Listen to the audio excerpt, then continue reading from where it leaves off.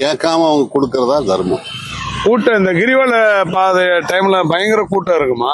அது பௌர்ணமி டைம்ல 4 லட்சம் 5 லட்சம் பேர் வருவாங்க. அப்ப உங்களுக்கு இங்கே இருப்பீங்களா? அப்பதான் இருப்பாங்க. ஆனா சித்ரா பௌர்ணமி ஜோதிக்கெல்லாம் பாத்தீங்கன்னா 30 லட்சம் மேல வருவாங்க. அப்ப எல்லாம் தர்மம் அவ்வளவு கிடைக்காது. ஒரு நசுக்கி எடுத்துருவாங்க, தள்ளிட்டு போவாங்க. அங்க பேசாம உட்காந்துக்குவோம். ஆனா அன்னைக்கு நிறைய தானம் வருமா?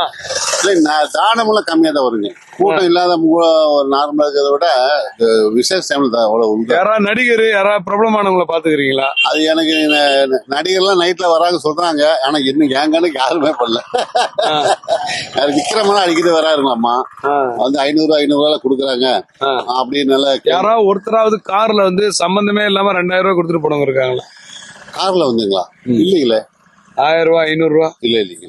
அதிகபட்சம் 500 ரூபாய் கொடுத்துருக்காங்க. 500 ரூபாய் நிறைய பேர் கொடுத்துருக்காங்க. ஒருத்தருடைய எதிர்காலத்தை உங்களை மாதிரி சாமியார்கள் சொல்ல முடியுமா?